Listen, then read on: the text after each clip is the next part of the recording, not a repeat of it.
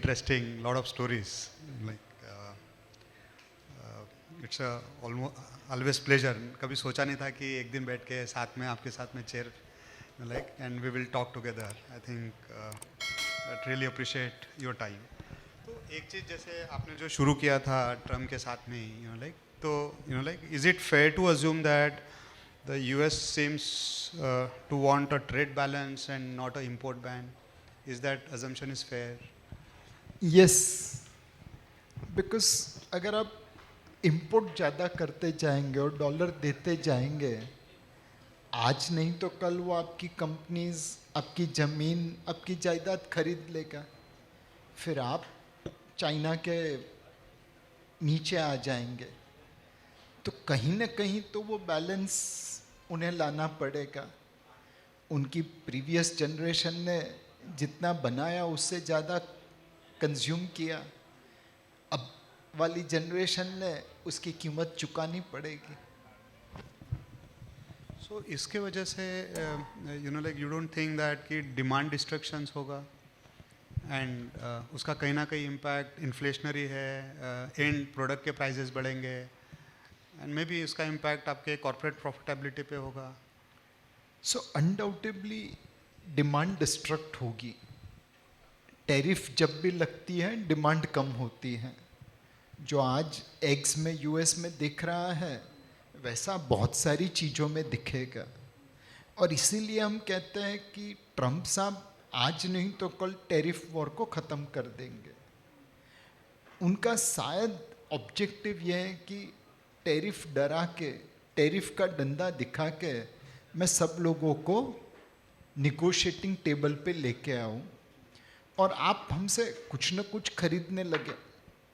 For example Singapore देखिए, वो दुनिया भर से ट्रेड सरप्लस चलाता है बट अमेरिका से डेफिसिट चलाता है। कैसे? ऑयल इंपोर्ट करता होगा, कुछ और इंपोर्ट करता होगा। हमें भी वही करना है। हम सोना कनाडा से, स्विट्ज़रलैंड से लेते हैं, अमेरिका से लेना चालू कर दो, ट्रेड डेफिसिट ख़त्म हो जाएगी। अमेरिका भी खुश और हम भी खुश। तो वो हर दूसरे देश को निगोशिएटिंग टेबल पे लाना चाहता है ताकि वो लोग अमेरिका के लिए कुछ ना कुछ करें और एक बैलेंस आ जाए। तो अगर उस कॉन्टेक्स्ट में अगर हम देखते हैं कि जैसे मान के चलो इंडिया के अपने मैक्रो स्ट्रॉन्ग है, लाइक जीडीपी ग्रोथ ठीक ठाक है, गवर्नमेंट ने इंसेंटिव भी दिया है, फिर भी हम देखते हैं कि प्राइवेट कैपेक्स का कोई ऐसा ग्रीन शूट दिखाई नहीं दे रहा है। तो इसके वजह क्या हो सकती है? सो अनूप भाई, इस बार प्राइवेट कैपेक्स बैकफुट पे चल रहा है। उसके पीछे बहुत सारे कारण हैं। एक है कि टेक्नोलॉजी बदल रही है। सो जिस बंदे ने लैब ग्रोन डायमंड का पहला मशीन लगाया वो बेचारा दिवालिया हो गया, बिकॉज उसके बाद जो मशीन आए वो कम कीमत में और ज़्यादा काम करने लगे। दूसरा, कई फैमिलीज़ में बच्चों को बाप का धंधा नहीं करना है। मैं सूरत में किसी को मिलने गया था, उनका एक बेटा रेस्टोरेंट चला रहा है, दूसरी बेटी आर्ट गैलरी चला रही है, बट पिताजी के धंधे में किसी को आना नहीं है। तीसरा, कई फैमिलीज में टैलेंट बाहर चली गई, अब उन्हें वापस भारत नहीं आना है, वो अपने देश में खुश हैं। तो technology change, next generation, talent availability, ये सब मिला के प्राइवेट कैपेक्स को इम्पैक्ट करते हैं।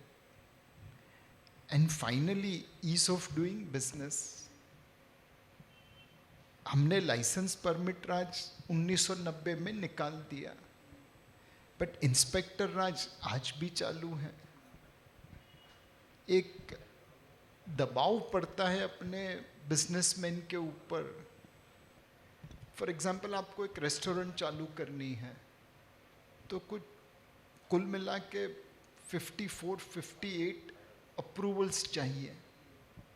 ऐसे ऐसे डिपार्टमेंट है जिसके नाम हमने नहीं सुने हैं, बट बगैर अप्रूवल आप रेस्टोरेंट नहीं चला सकते। हमारा खुद का एक किस्सा कहूँ तो एक पर्टिकुलर लाइसेंस है शॉप एंड एस्टैब्लिशमेंट जैसा, वो हमें हर साल रिन्यू करना पड़ता है। रिन्यू करने के लिए जो फीस देनी है वो कलेक्ट करने के लिए कोई मैकेनिज्म नहीं। सो आप पेरिनियली डिफॉल्ट में ही रहेंगे बिकॉज फीस कोई लेता नहीं और बगैर फीस आपका लाइसेंस बनता नहीं, और जब तक लाइसेंस नहीं बनेगा आप डिफॉल्ट में हैं। अब ये चीज़ आपके धंधे को रोक सकती है, तो हमें ईज ऑफ डूइंग बिजनेस बढ़ाना पड़ेगा ताकि प्राइवेट कैपेक्स बढ़े। So do you think may be अगर हम अगले 10 साल या 15-20 साल का अगर सोचे तो can we envisage that India will become 25-30 trillion dollar economy? Is that feasible? So ये होगा वो तो पक्का है। जब मैंने 30 साल पहले करियर चालू की तो 250 से 300 बिलियन डॉलर इकोनॉमी थी। तब कभी 4 ट्रिलियन हो वैसा सोचा नहीं था। आज हमारी आंखों के सामने 4 ट्रिलियन हो गई, तो 4 की 40 भी होगी, लेकिन वो कब होगी वो जरूरी है। अब कई बार लोग बात करते हैं, अरे मोदी जी विकसित भारत की बात करते हैं, वो थोड़ी होने वाला है। अगर हम लोग ये सब सोचे कि मोदी जी को ही विकसित भारत करना है तो देरी से ही होगा। बट एक बात समझिए कि उनके तो बाल बच्चे नहीं है, हमारे हैं। वो हमारे बाल बच्चों के लिए विकसित भारत लाने की बात करते हैं। जिस दिन 144 करोड़ भारतीय को ये समझ में आ गया कि विकसित भारत हमारे बाल बच्चे के लिए और मोदी जी के बाल बच्चे के लिए नहीं है, तो ये बहुत जल्दी हो जाएगा। He is also saying that before you become rich, you will become older. You know, like, is that? That is a real threat, because her countries एक मिडिल इनकम ट्रैप में आ जाती हैं। नीचे से ऊपर तो हाथ पैर मार के आ जाते हैं, बट फिर उससे आगे जाने के लिए मेहनत करने की गुंजाइश नहीं रहती। तो भारत के लिए भी वो एक रिस्क है कि अगर हमने रिफॉर्म्स नहीं किए, अगर हमने ग्रोथ को बढ़ावा इन सालों में नहीं दिया, तो फिर ग्रोथ लाना मुश्किल है, because our citizens also will become elderly. For example, ये माहेश्वरी समाज यहाँ पे है।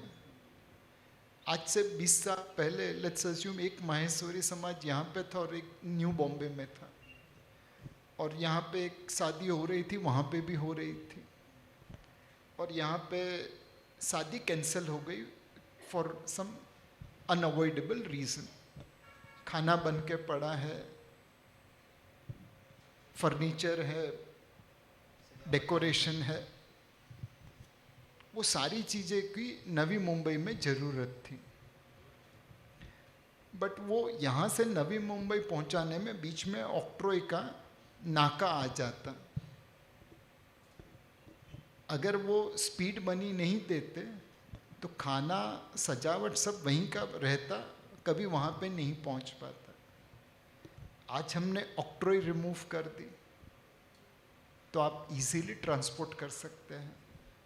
अपने आप ग्रोथ बढ़ गई, वेस्टेज कम हो गया। एक समय था बॉम्बे से पूना जाने के लिए आप ओवरनाइट जर्नी करते थे, और कई बार बारिश के मौसम में घाट में आपकी बस रुक जाती थी बिकॉज ट्रैफिक जाम हो जाता था, लैंडस्लाइड होती थी। आज मुंबई पुणे एक्सप्रेसवे पे आप ऐसे भागते हैं जैसे मुंबई और पूना के बीच में कोई डिस्टेंस नहीं हो। तो जैसे जैसे इंफ्रास्ट्रक्चर बनेगा, जैसे जैसे हम रिफॉर्म्स करेंगे, विकसित भारत बनता जाएगा। बट ये सिर्फ मोदी साहब की जवाबदारी नहीं है, 144 करोड़ भारतीय को मिलके काम करना पड़ेगा।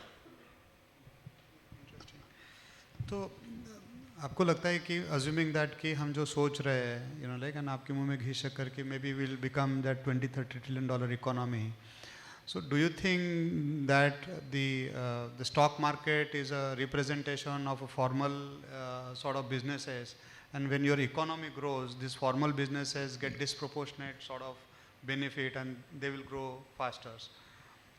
Is that assumption is right? And if yes, can you give some examples in terms of company, how they will benefit basically? So Anup bhai, whatever you say opposite is also true in the world. Chinese economy multiplied many times in last 10, 15, 20, 30 years. But उनकी market आज वहाँ पे trade हो रही है जहाँ पे वो 17 साल पहले थी.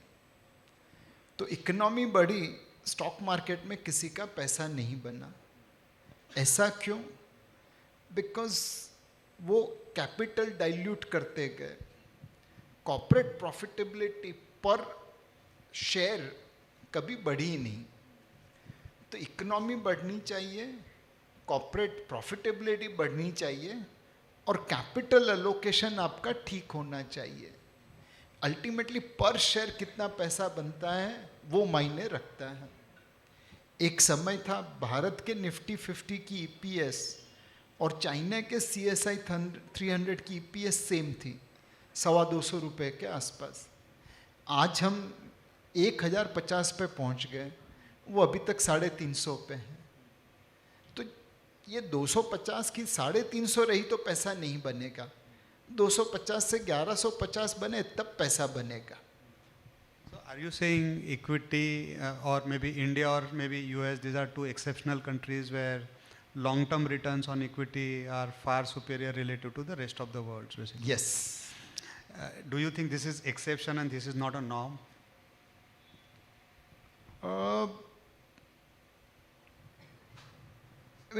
प्रॉफिट तो कई देशों में बढ़ा है, बट पर शेयर प्रॉफिट नहीं बढ़ता, बिकॉज कैपिटल एलोकेशन इफिशिएंसी वहाँ पे नहीं है. भारत में गवर्नेंस भी है और इफिशिएंसी भी है. जब तक वो रखेंगे हमारी मार्केट लोगों के लिए पैसा बनाता रहेगा. You'll say that stay invested, do SIP, and that is the best way to Yes. capture the India growth story. Absolutely. There is another saying says that like market is a slave of earnings. So do you foresee maybe another 10 years, like India's earning growth capabilities are there between 10 to 12%? And if we are able to do that, do you think you can see Nifty from here to 3x or 4x? Is that doable, foreseeable? So किसी जमाने में जहाँ पे Sensex था वहाँ पे आज Nifty है. जनवरी 2008 में 21,000 सेंसेक्स था, आज 21,000 निफ्टी है. तो 2008 से 2025 लगे, तकरीबन 17 साल में निफ्टी को वहाँ पहुँचने जहाँ सेंसेक्स खड़ा था. आज सेंसेक्स 80,000 है, मे बी 17 साल में निफ्टी वहाँ पे पहुँच जाएगा. तो 3-4 गुना तो वैसे ही हो गया. जो पिछले 17 साल में हुआ है वही हम आने वाले 17 साल में होगा वैसा बोल रहे हैं. जबकि पिछले 17 साल में भारत ने उतना अच्छा नहीं किया जितना आने वाले 17 साल में करने वाला है. तो एज लॉन्ग एज हम अर्निंग्स ग्रोथ करते रहे, जीडीपी ग्रोथ करते रहे, तब तक स्टॉक मार्केट में लोगों का पैसा बनता रहेगा. मुझे अभी भी याद है जब मैं मे बी 2005 या मे बी उस पीरियड में 2005 से 2008 में इंडिया में बहुत सारी खामियां निकल सकती थी and people use to praise lot about develop markets. Today, if you come back maybe after 15-20 years, I think a lot of fundamental factors are in place. Corporate balance sheet अच्छी है, bank का health अच्छा है, government policies अच्छी है, stable governments है, बाकी सब चीज़ें. तो आपको रिस्क क्या लगता है इंडिया स्टोरी को? हमारा रिस्क है सेल्फ गोल का. दुनिया हमें नहीं हराएगी, हम खुद ही हार जाएंगे. अभी आप लोगों ने छावा मूवी देखी होगी. छत्रपति संभाजी महाराज हारे कैसे, पकड़े कैसे गए? घर का भेदी लंका ढाए. यहाँ पे तो घर का भेदी अयोध्या को गिरा रहा है. तो सेल्फ गोल हमारी पहले भी सबसे बड़ी प्रॉब्लम थी, आगे भी है। आप में से बहुत कम लोगों ने डॉक्टर सुभाष मुखोपाध्याय का नाम सुना होगा। किसी ने सुना है? नहीं। वो 1970-80 के दशक में रिप्रोडक्टिव बायोलॉजी पढ़ रहे थे।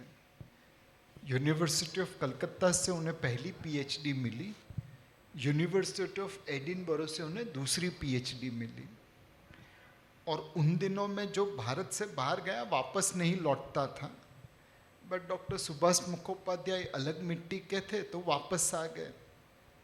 कलकत्ता यूनिवर्सिटी में पढ़ाते थे और पढ़ाते पढ़ाते उन्होंने भारत की पहली टेस्ट ट्यूब बेबी तैयार की, दुर्गा करके, जो आज नॉर्थ इंडिया में कनुप्रिया अग्रवाल के नाम पे है, और उनके वहाँ पे भी बच्चे हैं। Most importantly doctor Subhash Mukhopadhyay ने टेस्ट ट्यूब बेबी जो बनाई, वो दुनिया की सबसे पहली टेस्ट ट्यूब बेबी जो यूनिवर्सिटी ऑफ एडिनबरो स्कॉटलैंड में लुइसिया ब्राउन करके डॉक्टर रॉबर्ट एडवर्ड्स ने बनाई थी, उसके 60 दिन के बाद यहाँ पे बनी। 60 दिन। क्यों हमें किसी को मालूम नहीं है डॉक्टर सुभाष मुखोपाध्याय के बारे में? क्यों हमारी इतिहास की किताब में, साइंस की किताब में ये लिखा कि नहीं गया है? डॉक्टर रॉबर्ट एडवर्ड्स को तो नोबेल प्राइज मिला। हमने डॉक्टर सुभाष मुखोपाध्याय को इतना परेशान किया, अरे कोई टेस्ट ट्यूब में बेबी बनती है, क्या झूठ बोल रहा है, कि सिर्फ 4 साल के अंदर उन्होंने आत्महत्या कर ली। और फिर अपनी बेशर्मी को हम इतिहास में कैसे दिखाते? तो ये हमारा सेल्फ गोल है। हमारे पास नोबेल लॉरेट जैसी टैलेंट है डॉक्टर सुभाष मुखोपाध्याय। वो without any western infrastructure, money, support can do what they are doing with in 60 days of that. And yet हमारे घर में ऐसे ऐसे विभीषण पड़े हैं जो अयोध्या को डुबो देंगे। They will harass Subhash Mukhopadhyay so much कि वो बेचारा सुसाइड करके भाग जाए। तो बस अपना ये एक ही लिमिटेशन है, अपने विभीषण अयोध्या को डुबाने नहीं चाहिए। Interesting. I think a lot of interesting stories which maybe need to told to our next generations, which we haven't told. Like maybe come to your professional journey. You know, like what factors have led to an increased interest in the game of capital market? So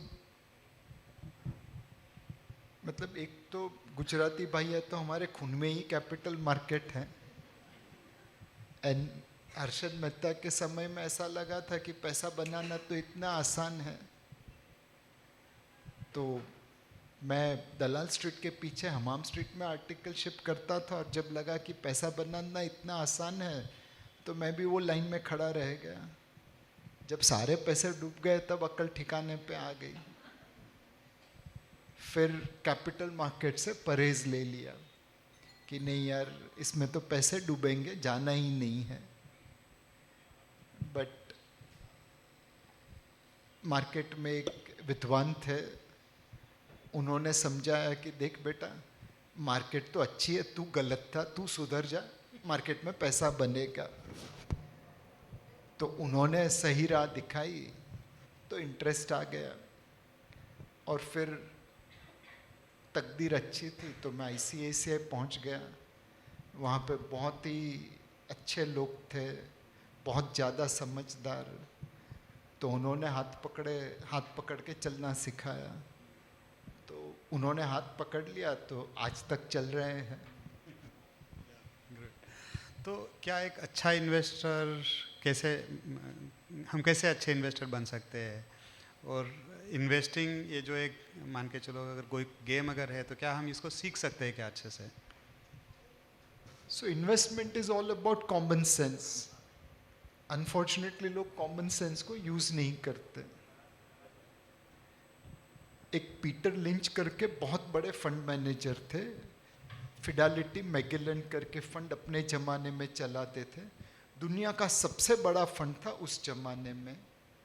obviously इतना ज़्यादा पैसा इतनी अच्छी तरह manage करेंगे तो उनकी team भी बड़ी होगी।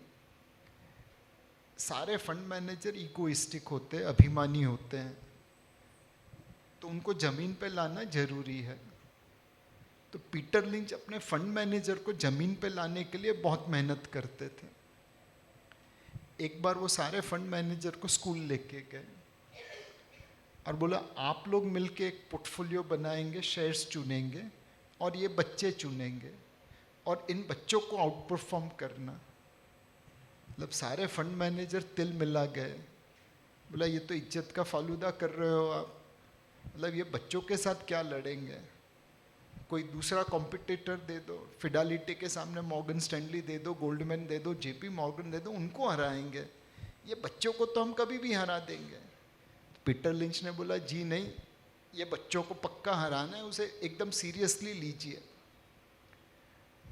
अब जब इतनी सीरियसनेस आ गई तो बेचारे प्रेशर में आ गए, परफॉर्म तो करना था, बच्चों से तो हार नहीं सकते। तो उन्होंने अपना अपना कंप्यूटर खोला, रिसर्च करके स्टॉक दे दिए।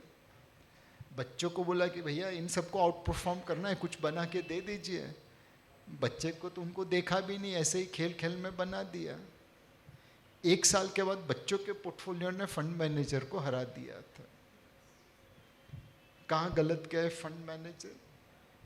प्रेशर में थे, high risk high return stock ले लिए, रिस्क आ गया, रिटर्न नहीं आया। बच्चे खेल रहे थे तो जो चीज़ें वो खरीद रहे थे, जो चीज़ें वो कंज्यूम कर रहे थे, वही चीज़ उन्होंने खरीदी। तो टॉयज़ खरीदते थे तो टॉयज़ आर अस ले लिया, कैडबरी खाते थे तो कैडबरी ले लिया, डायपर पहनते तो डायपर की कंपनी ले ली, कोका कोला पीते थे तो कोका कोला की कंपनी ले ली।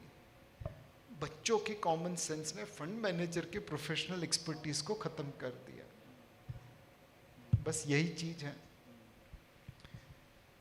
कोई कहता है ये तो अमेरिका में हुआ था, भारत की बात करो नीलेश भाई। तो ये किस्सा मैंने देखा है, हमारी जान पहचान में एक कपल है, दोनों प्रोफेशनल है, वाइफ हस्बैंड दोनों सबब में रहते थे। हस्बैंड की नौकरी शिवसागर एस्टेट वर्ली में थी, वाइफ की फोर्ट में थी। तो वो सुबह सुबह निकलते थे, हस्बैंड को ड्रॉप करती थी, फोर्ट जाती थी, शाम को फोर्ट से निकलती थी, शिवसागर एस्टेट आती थी, हस्बैंड को पिकअप करती थी, घर जाती थी। HDFC बैंक की पहली ब्रांच सेंडोज हाउस वर्ली में खुली थी और वो जब हस्बैंड को ड्रॉप करने जाती, कभी 7:30 बजे, कभी 8 बजे, कभी 9 बजे, कभी 9:30 बजे, बैंक हमेशा खुला दिखता था। रात को पिकअप करने आती थी 6 बजे, 7 बजे, 8 बजे, 9 बजे, बैंक खुला रहता था। मोर इम्पोर्टेंटली HDFC बैंक की ब्रांच है ना, ग्लास की थी।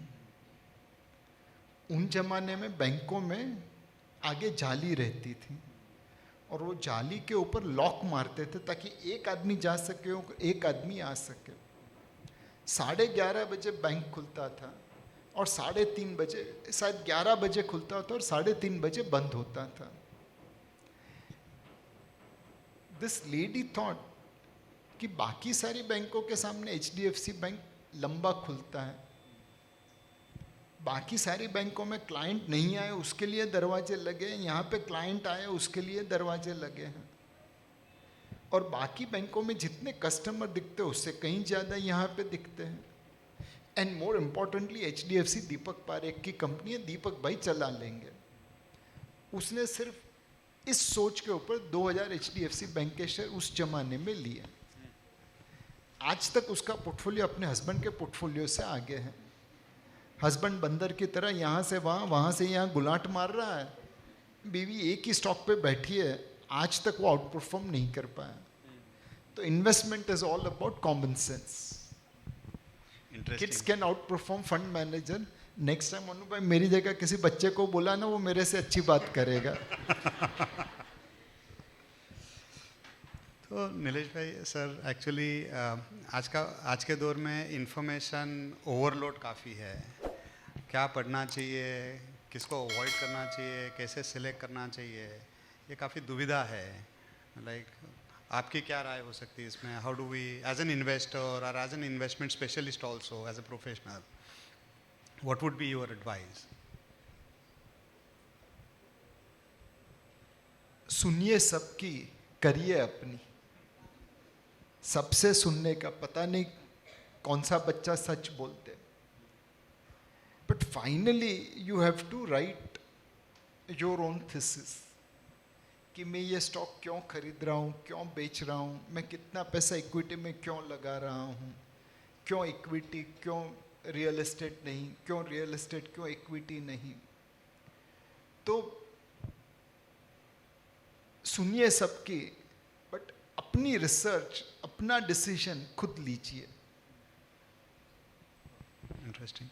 So, any advice you would like to give people, those who are into the age bracket of 30 to 35, in terms of in their free time, how they can use their free time? Read read read. I mean अभी हम लोग Bill Gates के एक event में गए थे express अड्डा में, तो उन्होंने यही बताया कि आज की तारीख में भी वो साल में तकरीबन 100 से ज़्यादा बुक पढ़ते हैं. जितने भी समझदार लोग हैं, सक्सेसफुल लोग हैं, वो पढ़ाई पे बहुत ज़्यादा ध्यान देते हैं. उनकी जितनी रीडिंग है शायद ही दूसरे लोगों की होगी. सो जब भी आपके पास समय मिले कुछ न कुछ पढ़ते रहने का. हमारे ज़माने में तो हमें पढ़ाई के लिए लाइब्रेरी में जाना पड़ता था. इनफैक्ट हमारे घर में न्यूज़पेपर खरीदने के पैसे नहीं थे, तो पड़ोस से न्यूज़पेपर लेते थे. पड़ोस में सब गुजराती मारवाड़ी थे, तो खाली हिंदी और गुजराती न्यूज़पेपर मिलते थे. But English newspaper, English magazine भी पढ़ना ज़रूरी था. और पड़ोस में उतने पैसेदार कोई नहीं थे कि जो मैगज़ीन भी खरीदे. तो मैगज़ीन पढ़ना है तो लाइब्रेरी जाना ज़रूरी था. अब घर में काम भी करना है, पढ़ाई भी करनी है, और फिर लाइब्रेरी भी पहुंचना है. तो हम लोग ने वीक में एक दिन तय किया था जहाँ पे स्कूल से या कॉलेज से सीधा लाइब्रेरी चला जाता था, और फिर उस हफ्ते के जितने भी मैगज़ीन्स, न्यूज़पेपर्स जो भी थे सब पढ़ लेने का, और शाम को फिर घर आना. और उस दिन उपवास करने का, सिर्फ शाम को ही खाना मिलता था, बिकॉज उतने तो जेब में पैसे नहीं थे कि आप बाहर नाश्ता कर सको. तो स्कूल में मिड डे मील मुफ्त मिलता था, तो ब्रेकफास्ट कर लेने का, फिर सीधा डिनर. बट पढ़ाई नहीं छोड़ी.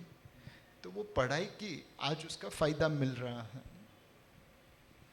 तो आई थिंक इसमें तो कोई शक नहीं कि education is the most important and everyone must encourage everyone to may be learn. But कोई ऐसी चीज़ जो शायद हमें पढ़ाई से सिखा, मतलब पढ़ाई से हम सीख नहीं सकते, या education doesn't teach you that, is there anything? So education gives you knowledge, but to be successful in life you require wisdom. वो लाइफ सिखा देती है. सत्संग करना पड़ता है उसके लिए. सत्संग करना पड़ता है, सुनना पड़ता है, समझना पड़ता है, पढ़ना पड़ता है. कोई एक ऐसी maybe advice you got from maybe from your parents और from your peers, from your mentors, which still stayed with you, and maybe you would like to pass it on to this audience, maybe they get benefit from that advice? I mean, कर भला तो हो भला. I mean, मास्लोस law of hierarchy है. पहले necessities चाहिए, फिर comfort चाहिए, इवेंचुअली स्पिरिचुअलिटी चाहिए. तो हमेशा ऐसा काम करने का कि पैसे भी मिले और दुआएं भी मिले. मतलब ऐसी बहुत सारी फाइनेंशियल प्रोडक्ट्स है जो बेच के शायद आपका भला होगा, कस्टमर का भला नहीं होगा. कहीं ना कहीं उस कस्टमर की यहाँ आपको पहुँचेगी। बेहतर है कि आप ऐसा काम करें कि कस्टमर का भला हो, आपका भी भला हो, और फाइनली वो दुआएं दे। तो ऑलवेज बिलीव, कर भला तो हो भला। ऊपर वाले के घर में देर है, अंधेर नहीं है। जब वो बजाता है ना, बहुत जोर से बजती है। Why giving back is more important, giving back to the society. I think you are the good example for that. Why that belief is so strong that one must give back to the society. हमारी संस्कृति वही है, पहले ब्रह्मचर्य आश्रम पढ़ाई करो, फिर गृहस्थ आश्रम, आप अपने फैमिली के ध्यान रखो, फिर वानप्रस्थ आश्रम, सोसाइटी का ध्यान रखो, और फिर संन्यास्त आश्रम, अपना ध्यान रखो। तो ये संस्कृति है। Now whatever stage you are, if you can combine all four, I can learn, that's ब्रह्मचर्य आश्रम, I can take care of my family, Gruhastha Ashram. I can give back to society, that's Vanprastha Ashram. And if I meditate, I am doing Sannyasta Ashram as well. तो अलग अलग level पे अलग अलग चीज़ें कर सकते हैं, या सारी चीज़ें एक साथ कर सकते हैं। चॉइस आपकी, आपको क्या करना है। तो एक आप है जो मोस्ट ऑफ द टाइम जितनी भी बार मैंने सुना है, एटलीस्ट एक बार तो आपने बोला है कि वर्क मेरे लिए वर्शिप की तरह है, और दूसरी साइड में एक ऐसा ऑडियंस है जो फायर के बारे में सोच रहा है। तो हु इज़ राइट, और maybe is there anything you can comment on that side? Is this work is worship one should continue, और also one should also look at retired early, and maybe financial independence definitely is needed, but हम जिस तरीके के profession में, ऐसा नहीं लगता है कि हमें करना चाहिए, लंबे समय तक काम करना चाहिए। सो दोनों अलग अलग कॉन्टेक्स्ट में दोनों चीज़ सही है। फॉर एग्ज़ाम्पल, आपके फैमिली मेम्बर को आपकी ज़रूरत हो और आप काम पे चले जाए वो ज़रूरत को पूरी करे बगैर, तो वो गलत है। और दूसरा है कि आप घर पे जाके नेटफ्लिक्स देखने वाले, बेहतर है कि ऑफिस में बैठ के थोड़ा काम कर ले। तो in the context work is worship, in the context you have to have work life balance. Now what is that equilibrium, आप डिसाइड करिए। हो सकता है किसी के लिए सुबह 7 बजे से चालू होकर रात को 2 बजे तक काम है, किसी के लिए सुबह 9 बजे से चालू होकर शाम को 6 बजे तक काम है। दोनों अपनी जगह पे सही है, बट फिर 9 से 6 में काम करने वाले ने उतना ही उत्पादन देना पड़ेगा जितना वो 7 बजे से लेकर 2 बजे में देने वाला है। फिर वो अपने सारे वर्क ऑफिस के कलीग को मिलेगा, IPL चल रहा है तो बैठ के देखेगा। आप कर सकते हैं बिकॉज आपके आवर्स लंबे हैं, बट अगर आपको कम आवर्स काम करना है तो फिर आउटपुट उसी हिसाब से देना पड़ेगा। So you have to balance. How do you define success? What is a good definition of a success? मतलब अलग अलग समय पे अलग अलग मायने हैं। जब जेब में पैसे नहीं थे और पैसे मिले तो सक्सेस लगी। Beyond a point money loses its utility. So then you want recognition कि भाई आप जा रहे हो, लोग आपको पूछ रहे हैं, तो वो सक्सेस लगी। A time will come when I'll think about myself and look at spirituality, तब सक्सेस लगेगी। So there is no one definition of success. It will change as you evolve. But finally एक ही चीज़ है, आपके जाने के बाद अगर आपके आसपास वाले बोले कि हाँ एक अच्छा आदमी गया, तो वो सक्सेस है। मतलब मेरे जाने के बाद अगर आप ऑडियंस से पूछो कि नीलेश भाई ने सही बोला था, अच्छा बोला था, मज़ा आया, लोग बोले हाँ, तो वो सक्सेस है। बोला सर पूरा टाइम पास किया, चाय भी नहीं पीने को मिली, क्या वेस्ट ऑफ टाइम था, तो वो सक्सेस नहीं थी। No, no, no. I think it's a privilege, honored. I think I was telling in the afternoon also with my team, and why we said this satsang. I think at least जब मैं अपने घर में बुजुर्ग लोगों के साथ में बैठता हूँ, उस टाइम पे जो बातें होती है, जब वो ख़त्म हो जाती है, जब हम सब अपना अपना काम में लग जाते हैं, मैं हमेशा बोलता हूँ कि चलो आज अच्छा सत्संग हो गया है. Like you have to spend time with someone who had seen a lot of cycles, have good life experiences, and if you can derive something from them, मुझे ऐसा लगता है उससे अच्छा टाइम आपका जो हम बोलते हैं कि इन्वेस्टमेंट होनी चाहिए, उससे अच्छा कुछ हो नहीं सकता है. तो मुझे नहीं लगता है कि आज का जो समय है इनके लिए I think the most luckiest moment में से हो सकता है, like because you are getting a wisdom from last 30 years, 40 years, and someone who had grown from the scratch.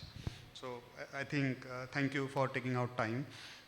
Maybe what is the single best piece of advice you ever got during your entire career till date, which you think has profound impact?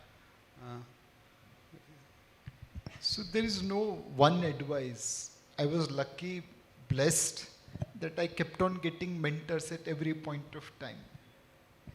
मतलब जब मेरे पिताजी गुजर गए तो school के principal ने, मतलब मैंने सोचा कि मैं पढ़ाई छोड़ देता हूँ, नौकरी कर लूँगा.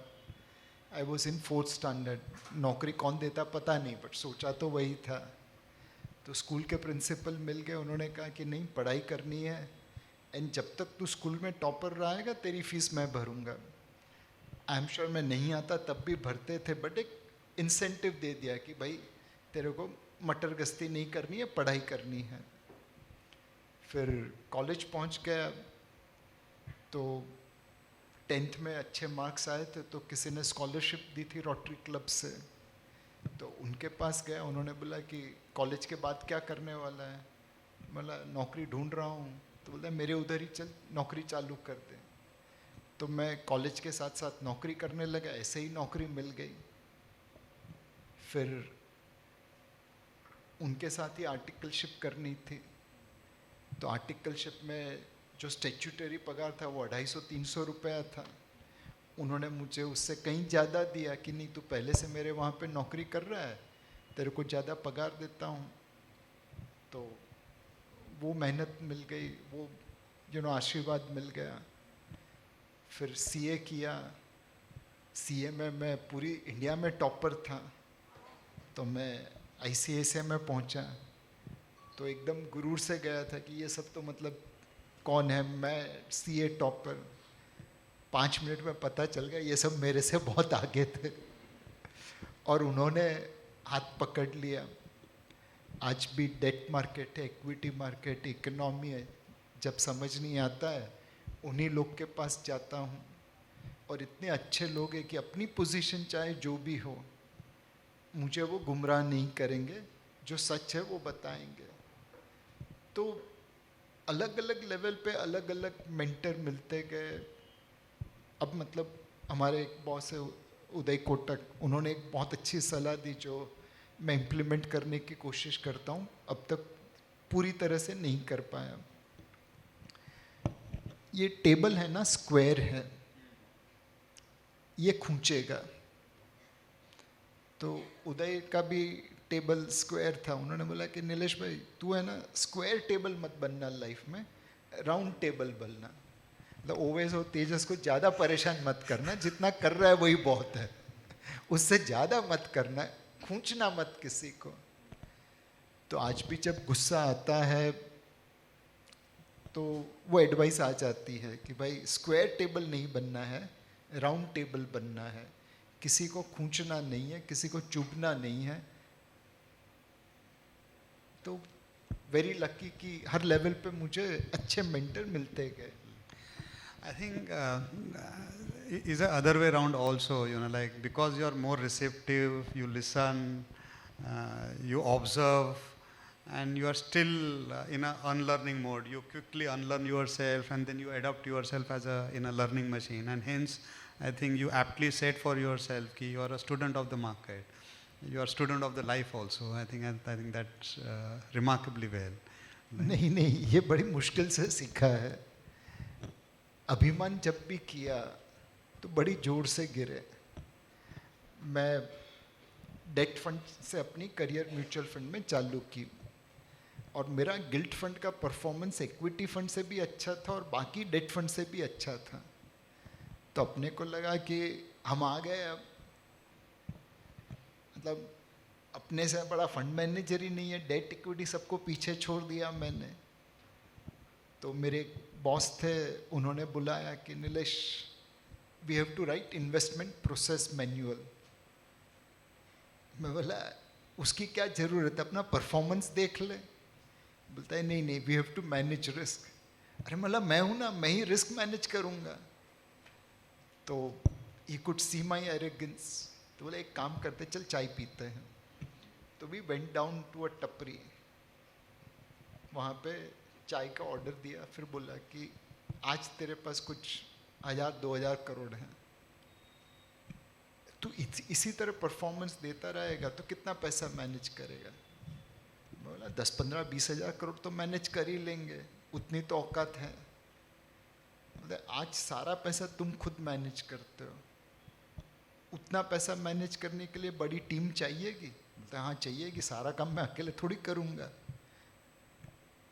वो टीम आके अगर तेरे को बोलेगी कि सर मैं ही रिस्क हूँ, मैं ही रिस्क मैनेजर हूँ, तो कैसा लगेगा। तो अक्ल ठिकाने आ गई और चाय भी मिल गई। तो ज़मीन पे आ गए, फिर लाइन पे लग गए, पूरी इन्वेस्टमेंट रिस्क मैनुअल बनाया, प्रोसेस बनाया। एंड वही चीज़ कई बार काम में आती रही। सो हम्बल इसलिए है बिकॉज बहुत पिटाई हुई है। एंड आज भी मतलब वो राउंड कॉर्नर याद आता है, बट कई बार स्क्वायर कॉर्नर बन जाते। ओएस भाई और तेजस भाई को पूछो पिछली पिटाई कब की थी। I don't think that is have no. But sir जो आप अभी बोल रहे थे, तो अभी पिछले 6 महीने में जब बाज़ार एकदम ज़ोर से गिरा और काफ़ी इन्वेस्टर जब नर्वस हुए, तो बहुत सारे लोग हमारे पास में आए और उन्होंने अपना एटलीस्ट म्यूचुअल फंड के बजाय उन्होंने अपने डायरेक्ट स्टॉक का पोर्टफोलियो बताया।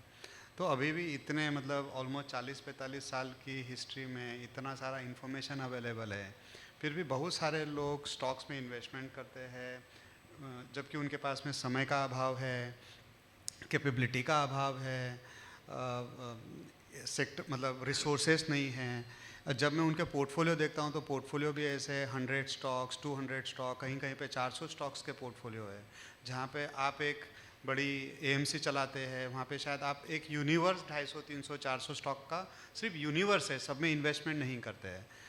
तो आपकी इसके बारे में क्या राय है? Where the retail investor still making the same repetitive mistakes, और उन्हें वो अभी भी अगर मान के चलो एटलीस्ट इन्वेस्टर को हम ये नहीं बोल सकते हाँ हमें आपकी अकल टिकाने लगानी है, बट एटलीस्ट अगर हमें उन्हें सही रास्ते पे लाना है तो आपकी एक क्या सलाह रहेगी उसमें? सो ऐसा नहीं है कि कोई आदमी नुकसान करना चाहता है, हर किसी को पैसा बनाना है, लेकिन पैसा कैसे बने, उसके रास्ते क्या है, उसके ऊपर कंफ्यूजन है। किसी ने वॉरेन बफे से पूछा कि वॉरेन भाई आपके लिए तो इतनी किताबें लिखी गई हैं, लेकिन आपके जैसा कोई दूसरा वॉरेन बफे तो है नहीं, तो ऐसा तो नहीं है कि आप करते कुछ है और बोलते कुछ है, कोई तरकीब आपने लोगों को नहीं सिखाई। तो वॉरेन बफे बोला कि बॉस मैं जो करता हूँ वो मैंने सबको बताया है। बोला तो फिर दूसरा वॉरेन बफे क्यों पैदा नहीं हुआ? सिंपल चीज़ है, और किसी के पास मेरे जितनी डिसिप्लिन या धैर्य नहीं है। मैं तो बिरबल की खिचड़ी बना रहा हूँ, पकने में जितना समय लगेगा भले लगे, मेरे को कोई जल्दी नहीं है, बट दूसरे लोगों को तो मैगी नूडल चाहिए, खिचड़ी नहीं चाहिए। अब 2 मिनट की मैगी नूडल माँ की खिचड़ी या बिरबल की खिचड़ी तो नहीं बनेगी, वो तो नूडल ही रहेगा। सो रिटेल इन्वेस्टर हमेशा जल्दी में रहता है और जल्दी का काम शैतान का। तो बेसिकली आप ये कहना चाहते हैं कि जल्दी के चक्कर में वो ज़्यादा रिटर्न ज़्यादा खो देता है, ज़्यादा रिटर्न बनाना चाहिए, जल्दी नहीं बनाना चाहिए। सबको शाहिद अफरीदी बनना है, चौके छक्के मारना है, किसी को तेंदुलकर नहीं बनना। भाई पिच पे खड़ा रहे, बॉलर थक जाएगा और वही लूज बॉल डालेगा, उसे छक्का मार। जब वो फॉर्म में है, बॉल स्विंग हो रही है, तब क्यों छक्का मारने की कोशिश कर रहा है? और एक सवाल इन्वेस्टमेंट से जुड़ा है कि अगर मैं ये अगर पूछ सकता हूँ, you can also pass it on this question, कि आपका पर्सनल इन्वेस्टमेंट डायरेक्ट स्टॉक्स में ज़्यादा है या म्यूचुअल फंड में ज़्यादा है?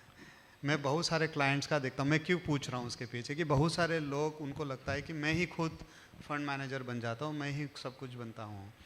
तो अब चूंकि मैं आपको इसके लिए, आपकी कैपेबिलिटी है, you are a rank holder chartered accountant, gold medallist chartered accountant, rank holder cost accountant, आपने डेट मैनेज किया है, इक्विटी मैनेज किया है, तो आपने बहुत सारे उतार चढ़ाव देखे हैं, आपने मिस्टेक्स भी की है, उसके बावजूद भी आपका पोर्टफोलियो का किस तरीके का स्ट्रक्चर है? सोनू भाई, मुझे 100 रुपये मिलते हैं, उसमें 40 रुपये इनकम टैक्स के सरकार लेके जाती है, तो फिर रहा 60 रुपये। 10 रुपये मैं प्रोविडेंट फंड में डाल देता हूँ, 10 रुपये एनपीएस में डाल देता हूँ, तो रहे 40 रुपये। उसमें से 20 रुपये से भी skin in the game circular में लेके जाता है, जो मुझे कंपलसरीली म्यूचुअल फंड में इन्वेस्ट करने पड़ते हैं। फिर 20 रुपये बचते, वो बीवी लेके जाती है। तो फाइनली मुझे यहाँ पे आना है, तो ओएस भाई मुझे लेके आते हैं, अपने पास तो रिक्शा भाड़ा के पैसे ही नहीं है।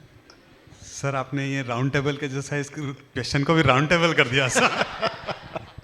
उदय सर के आपने एडवाइस ज़्यादा सीरियसली ले लिया। बट जेन्युइनली मेरा एक क्वेश्चन था आपसे, क्योंकि मुझे ऐसा लगता है कि एक फंड मैनेजर के पास में, उसके पास में सेक्टर स्पेशलिस्ट होते हैं। मैं बहुत सारे इन्वेस्टर का भी जब पोर्टफोलियो देखता हूँ कि उनके पास में शायद 15-20 सेक्टर के स्टॉक्स होंगे, लेकिन शायद उन्हें उस चीज़ों की शायद हवा भी नहीं होगी। So is it a good idea to look at mutual funds if you do not have a time, if you do not have a capability? Is mutual fund schemes will outperform far better than, you can have a maybe 1%, 2% portfolio or a 5% portfolio in direct stock. I'm not saying that should not have.